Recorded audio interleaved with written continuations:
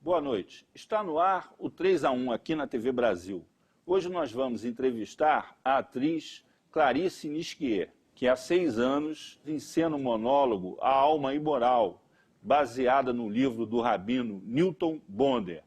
É uma peça que tem quase 1h20 de duração, ela fica completamente nua no palco durante toda a apresentação da peça e durante esse período o público fica, vamos dizer assim, completamente absorvido por uma discussão sobre costumes, transgressão, religião, enfim, coisas que têm a ver com a espiritualidade, com a vida das pessoas e com um processo civilizatório.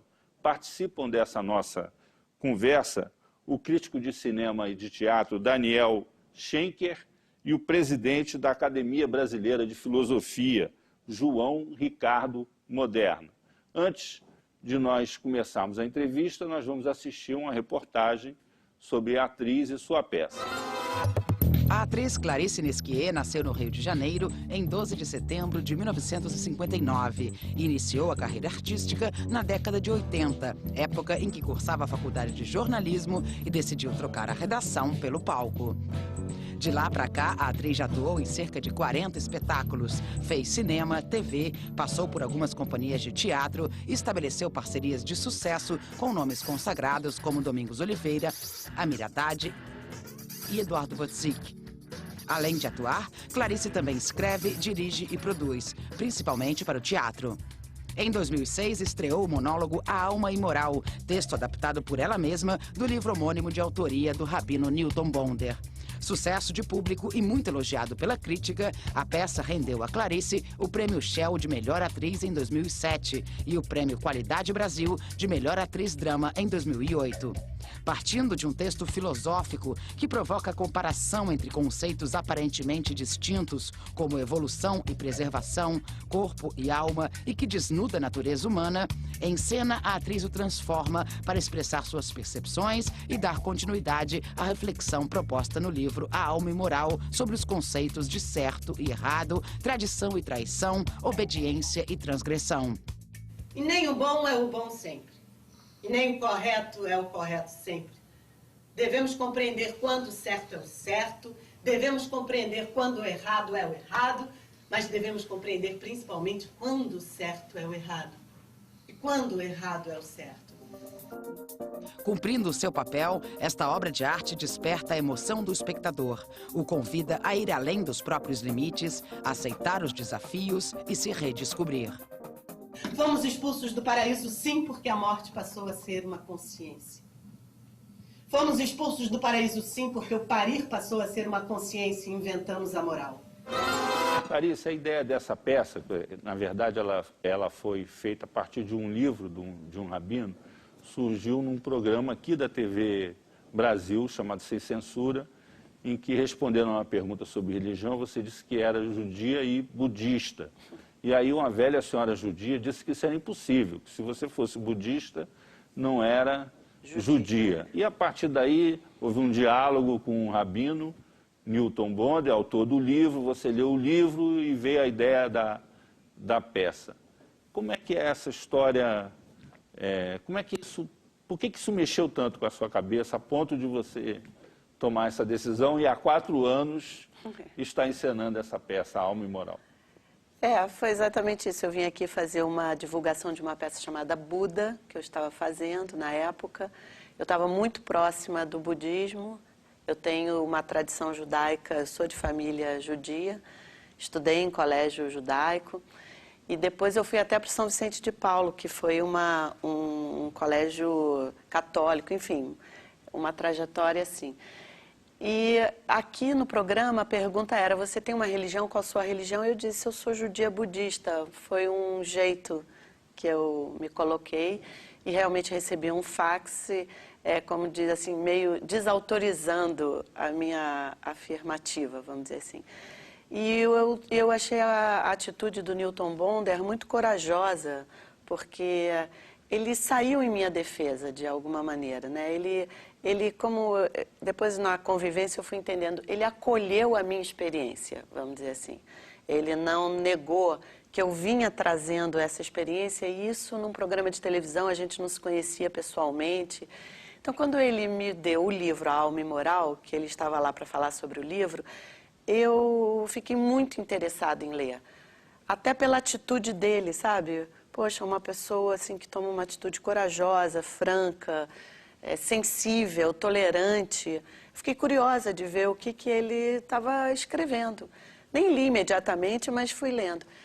E eu acho que o livro me pegou num momento muito propício para receber aquelas informações, e num momento que eu estava no teatro, talvez assim mais amadurecida para saber transformar esse livro num espetáculo. Eu tinha já feito 2 monólogos com experiências muito profundas, uma com um roteiro da Clarice Lispector, que o Eduardo Wozzeck e a Bianca Ramoneda fizeram e que eu fiz no teatro, que foi uma experiência maravilhosa.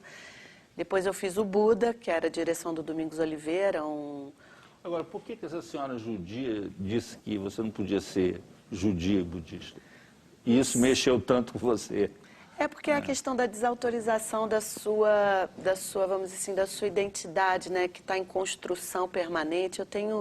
Eu acho que o livro mexeu porque ele fala desse processo contínuo de consciência. E eu me identifico muito com isso. Eu sou uma pessoa que eu estou sempre perguntando quem sou eu. Quem sou eu? Mas por que eu faço isso? Qual a importância disso no mundo? Por que a minha família é assim? Por que a família não pode melhorar? Por que o casamento? Eu estou sempre assim, sabe? Eu tenho que até segurar um pouco a minha, sabe? Até ficar quieta um pouco, desfrutar um pouco das coisas, ficar um pouco acomodada numa situação para depois me colocar... Ficar mais zen? Ficar mais zen. Para você, diante disso tudo, o que é o teatro? Para que serve o teatro? Quer dizer, qual é a tua concepção estética do teatro? Então, eu acho que o teatro, ele acolhe bem essa pessoa inquieta que eu sou. Ele me permite fazer muitas perguntas, e ele é um campo aberto para as respostas. Ele não me obriga a uma resposta que tenha uma verdade absoluta, justamente porque ele é o teatro, porque ele é a arte, e ele é, vamos dizer assim, um laboratório para o ser humano se inventar. Então, eu acho que o teatro tem esse lugar de podermos conversar francamente e sem dogmas rígidos sobre qualquer assunto.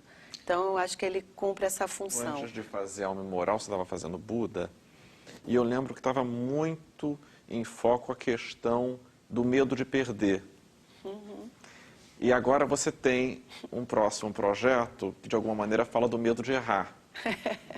E aí, de que maneira a Alma Imoral entra nessas questões desses medos, entre o medo de perder e o medo de errar? Como é que você acha que a Alma Imoral se relaciona, digamos, com esse universo temático que você tem abordado?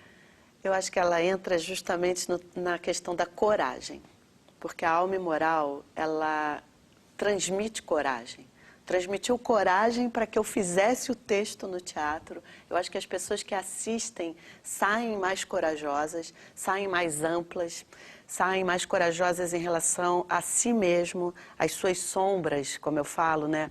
Sem medo do lugar oculto de si. Eu acho que a sociedade, ela privilegia muito, ela ilumina muito um lado do ser humano e deixa os outros lados ocultos, como se a gente fica com medo deles. Ela não ilumina todo o ser humano em toda a sua, nos 360 graus, né? E eu acho que a Alma Imoral ilumina. Ela faz com que você fique em permanente diálogo entre as nossas várias faces. Ela fala dessa fronteira, tanto interna quanto externa, de como é importante esse lugar fronteiriço do diálogo, né, dos extremos. Na né? peça o discurso todo gira em torno, como no livro, de que, vamos dizer assim, o corpo é moral, né, porque ele está submetido, subordinado às regras da convivência social, do seu tempo, mas a alma não. A alma é livre, transgressora, ela não é prisioneira e ela acaba subvertendo essa coisa que está pré-estabelecida. E você também fala que as mulheres têm um papel diferenciado nisso, porque essa relação funciona para os homens de uma maneira e para a mulher de outra maneira. Como é que é isso? E traduz numa linguagem mais compreensível para nós aqui. Na peça até falo, né? A mulher já vem muito influenciada pela serpente. Então, nós somos responsáveis em plantar a semente da transgressão no homem, e nós não dependemos tanto assim do homem, porque nós já viemos muito influenciadas pela serpente. É uma metáfora bonita, eu acho, e eu acho que significa também que a nossa alma feminina é diferente da alma do homem. Não, o homem também tem o seu lado feminino e masculino, eu também tenho o meu lado feminino e masculino, mas eu acho que nós privilegiamos de tal maneira o feminino, e o feminino, eu acho que ele é transgressor por si mesmo. Eu acho que ele tem uma... Mas é uma uma contradição, porque, em geral, a sociedade reprime a mulher mais do que o homem, quer dizer... Mas eu acho até que reprime, porque a gente, se não reprimir, a gente avança de tal maneira. Não que eu seja a favor da repressão, mas eu estou querendo dizer que a gente tem uma força. A dinâmica do processo. Que eu acho até que é o que eles justificam, né? Eles, eu digo assim, a sociedade do poder masculino, vamos dizer assim, justificar que... Enfim, é uma discussão enorme, mas é só para dizer que não foi. Somos 13 aqui. Como é que é essa coisa de você partir de um livro, né, que é um livro de um teólogo, quer dizer, de um rabino, e essa passagem para uma obra de arte? Porque até que eu sei, você está a questão da obra de arte, quer dizer. Então, como é que é a ligação de algo de natureza teológica, você passa por um problema da obra de arte? Porque o teu problema de teatro é obra de arte. Então, essas relações entre uma base religiosa e a criação de uma obra de arte? A questão foi o tema. O tema fez a ponte. Porque como o rabino Newton Bonder fala muito sobre a transgressão, e a transgressão é um tema muito comum até na arte, né? Nós falamos sobre isso corriqueiramente, é o nosso quase feijão com arroz. Então eu fiquei muito encantada justamente de uma pessoa da área da religião falar tão abertamente sobre a transgressão. Não era um artista, vamos dizer assim, né? Era um escritor, um rabino, dizendo que a transgressão no plano religioso, ela também é sagrada. Entendeu? Não era assim uma pessoa que fala isso do meu meio. Não, eu estava trazendo de um outro lugar. E eu tive a sorte do rabino... Como é que é esse reencontro? Porque você está tendo um reencontro com o judaísmo, né? Isso, você é budista, completa ruptura total com o judaísmo, entre aspas, né? Aí você se reencontra, como é que é isso? Posso brincar e dizer que agora eu sou mais judia do que budista. Antes eu era mais budista do que judia. Acho que eu me enraizei mais no judaísmo. Eu conheci um lado do judaísmo que me agradou muito, que é esse lado todo da cabala, que eu também não tinha muita... Tua formação familiar é laica, né? Não é mas religiosa. é laica, a minha família são várias tribos. Meu pai é de uma tribo, minha mãe é de uma tribo, meus tios eram de outra tribo, minhas irmãs são de outra tribo. Ali são as 12 tribos. A alma moral tem um sentido de revelação no trabalho, e a nudez, de alguma maneira, expressa isso. Mas até onde é possível se revelar, se desnudar, se desmascarar, até onde vai esse processo, até onde é possível chegar? Quer dizer, tendo feito, já fazendo o espetáculo há tanto tempo, dá para perceber isso de alguma maneira? Eu acho que eu posso te dizer, Daniel, que todo dia eu vou para o teatro pensando, meu Deus, até onde vai ser possível me desnudar? Tem sido possível, principalmente com a colaboração do Amir Haddad, que uma vez por mês, religiosamente, o espetáculo está em cartaz, na verdade, há 6 anos. 4 anos nós ficamos em São Paulo. Então, esse trabalho contínuo da arte dentro de um texto que tem tanto conteúdo, de uma fonte ancestral tão profunda que não para de jorrar, é de uma riqueza a fonte energética desse texto que tem sido possível. É claro que é uma metáfora, vamos dizer, a minha nudez, ela tende a descondicionar o olhar sobre o corpo.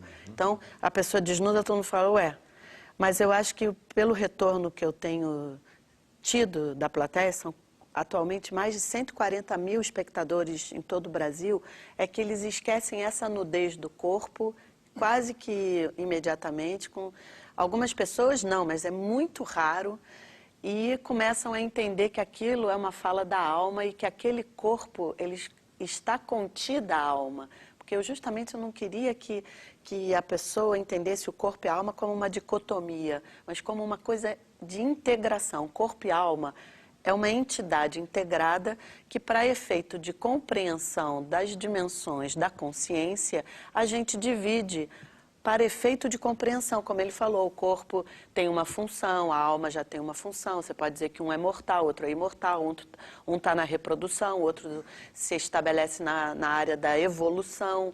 E também cada religião vai compreender essas dimensões da consciência de uma forma diferente.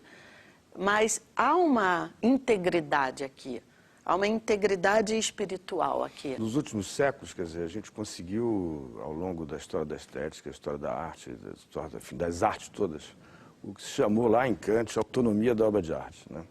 Então, eu vejo o teu foco na questão da arte, da criação. Então, como é que você vê a relação entre a autonomia da obra de arte e a tua dependência a um texto? Eu vou voltar à ideia da dependência de um texto religioso. Até que ponto você também pode, na arte, transgredir a própria transgressão do texto?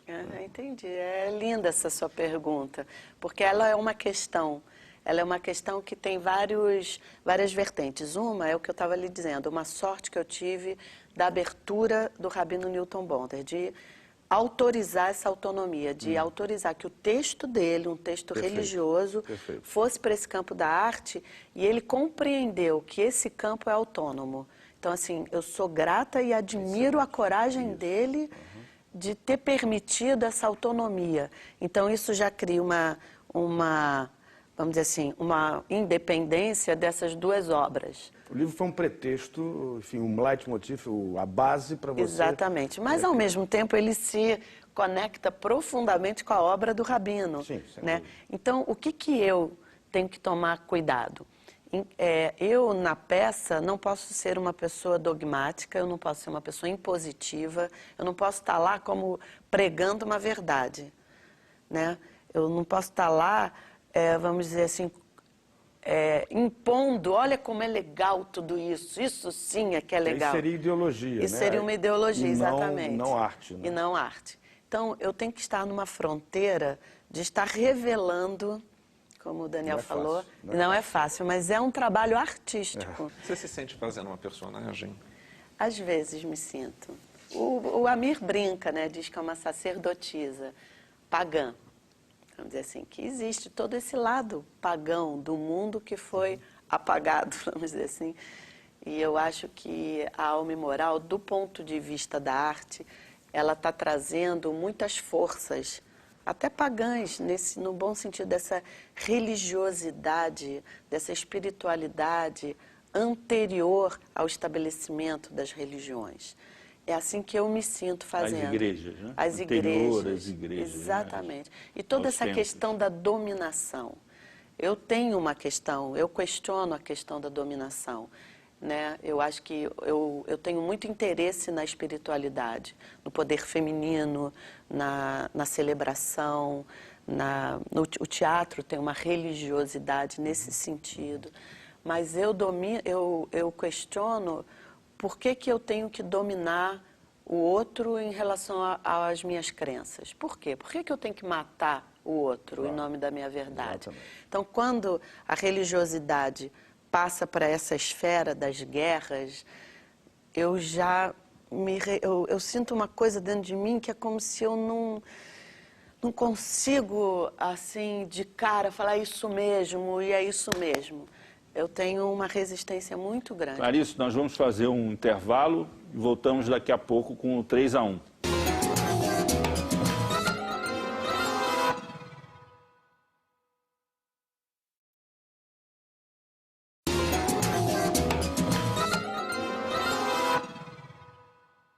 Estamos de volta com o 3-1. Hoje a nossa entrevistada é a atriz Clarice Nisquier, que há 6 anos encena a peça, o monólogo, A Alma Imoral. Participam dessa nossa conversa o crítico de cinema e teatro Daniel Schenker e o presidente da Academia Brasileira de Filosofia, João Ricardo Moderno. Nós vamos iniciar essa segunda parte da entrevista com uma pergunta de telespectador. Quem se emociona mais com essa peça, homens ou mulheres? Eu acho que nessa peça é igual. Tanto os homens quanto as mulheres, já tive retorno assim muito forte de ambas as partes. De fato, assim, não tenho... Tem coisas até muito engraçadas, porque como tem a questão da nudez, uma vez eu recebi um e-mail dizendo assim: Clarice, meu marido ficou muito impressionado como que ele prestou tanta atenção ao que dizia uma mulher nua, que ele esqueceu completamente a gente saiu e ele falou assim: mas teve uma hora que eu só ouvia o que ela estava falando, como é que pode? E que ele esqueceu o corpo. Eu falei, poxa, que legal. Então, tem assim várias reações, é um espetáculo que eu acho que, como a proposta dele é descondicionar o olhar, tanto do ponto de vista conceitual das palavras, né, como também do ponto de vista dessa coisa, descondicionar essa dicotomia corpo e alma, eu acho que tanto o homem quanto a mulher, eles são submetidos a essa visão de mundo. Então, mexe igualmente. Acho que mexe muito com os casais, porque tem um momento lá que eu falo, né, sobre o casamento, sobre as traições, que traição pode existir tanto do ponto de vista da fidelidade quanto do ponto de vista da infidelidade, né? Existem fidelidades traidoras, que traem um sonho de felicidade, que traem um sonho de comunhão e ficam os dois lá fiéis um ao outro, mas sem aquela vivência... Traindo a alma. Traindo a alma, exatamente. O corpo é fiel, mas a alma é traída. Exatamente. Agora, Então, isso me levanta, desculpe, uma coisa interessante. Há uma tendência na estética brasileira, quer dizer, de autor, e não é só brasileiro, não, mas de associar muito a imaginação criadora a algo de maligno, né? Isso é muito comum, né? E na sua proposta há uma inversão, há uma santidade na imaginação criadora. Isso. Quer dizer, eu queria que você falasse um pouco até sobre isso. Exatamente, é isso. Você já falou tudo. É isso. A imaginação é uma das coisas, é uma das funções mais lindas, eu acho, da nossa mente. Parece que Einstein já tinha dito isso, que a imaginação é uma função importante ao conhecimento. É superior. Claro, porque na imaginação há um conhecimento, há uma produção de conhecimento intuitivo. Exatamente. E que você, então, com a sua mente racional, depois você vai perseguindo essa intuição, porque do fato de você ter conseguido imaginar alguma coisa, aquela coisa pode existir. Claro. Então, é você perseguir a realização material daquilo que você imaginou, né? Então, isso não tem nada de satânico. Exatamente. Nada. Exatamente. Nada, mas nada. Exatamente. Isso é libertador. Isso é prazeroso. Isso é humano, profundamente humano. Quando você está comendo ali uma sopa, vendo a colher e transformar a colher num boneco e a sopa vira um lago e você contar uma história, essa gramática da fantasia, como dizem, né? É tão bonito, isso para mim sempre foi uma coisa tão natural, por isso que eu digo, isso parece que eu já nasci com essa semente. Então, eu ficava espantada quando diziam que era alguma coisa maligno. Mas por quê? Nossa. Eu não faço mal a ninguém com a minha imaginação, com a minha liberdade criativa. Ninguém, não mato ninguém, não cerceio a liberdade de ninguém. Então, por quê? Então, acho que foi assim que começou a minha trajetória. Né? Por que essa opção pelos monólogos? Não sei, Da é uma onde vocação. que veio isso? E aí, completando, você já teve com grupos. Eu já trabalhei também muito com grupos de teatro, com Domingos Oliveira, com Eduardo Wozzeck. E aí, depois eu pensei nisso, né? Quer dizer, tendo você, de certa maneira, até certo ponto, uma trajetória de grupo, será que está ligado, quer dizer, complementando a uma necessidade de dizer alguma coisa que só você pode dizer? Que não dá Talvez. para ser partilhada porque é uma fala sua? Talvez até por isso que agora conversando eu me veio, talvez porque na minha infância eu me sentia muito sozinha. Então eu me trancava no quarto e aquela imaginação criadora toda não tinha lugar para colocar no mundo, então eu me trancava. O que eu fazia? Eu botava um disco de vinil e aquele fundo musical ia dando vazão ao meu mundo imaginário e eu ficava lá sozinha, criando histórias. Eu não sabia nem que aquilo era teatro, eu não sabia nem que aquilo, o que era aquilo. Como meu pai era um homem muito culto e amava teatro, ele me levava ao teatro. Eu vi Procópio Ferreira com 9 anos, no Teatro Glaucio Gil, levada por meu pai. Ele fazia um Molière e eu não entendia nada, eu só me lembro de uma pessoa que me deixou assim, ó. E mais tarde, quando eu aprendi o que era carisma, eu associei ao Procópio Ferreira. Totalmente, eu entendi totalmente a explicação da professora, porque eu tinha visto Procópio Ferreira em cena. Então eu tenho assim até umas vagas lembranças dessa peça. Então eu acho que o monólogo vem de um exercício que eu fazia na infância, que sem saber eu estava fazendo um monólogo. Aí de repente minha irmã batia no quarto, abre essa porta! E eu abria, interrompia aquilo e não contava para ninguém que eu fazia aquilo. Aquilo era uma coisa secreta e depois é que eu fui entender. Depois eu queria ser jornalista, fui ser jornalista, mas eu tive uma... Olha como o mundo é. Eu mudei de profissão, né? Eu era jornalista, trabalhei no Jornal do Brasil, que o Jornal do Brasil era o herdeiro do Correio da Manhã, que meu pai só lia o Correio da Manhã. Eu achava o Jornal do Brasil... Eu queria trabalhar no Jornal do Brasil, que era chique, era maravilhoso, enfim. Era um jornal de esquerda na época. E eu tive uma gastrite, porque no próprio jornalismo eu não conseguia ainda colocar tudo que eu queria. Mesmo no Jornal do Brasil, que era um jornal aberto. Então eu fui num médico e ele disse que eu estava muito ansiosa, eu tinha 20 para 21 anos, ainda era uma estagiária, fazia PUC à noite. E ele falou que eu tinha que fazer terapia, análise. Ao invés de, foi um cara até esclarecido, porque ao invés dele me dar entupir de remédio, ele falou, você está muito ansiosa, minha filha. Está pilhada demais. Está pilhada demais. Aí, de noite, eu fui falar com um grande amigo, Carlos Nepomuceno.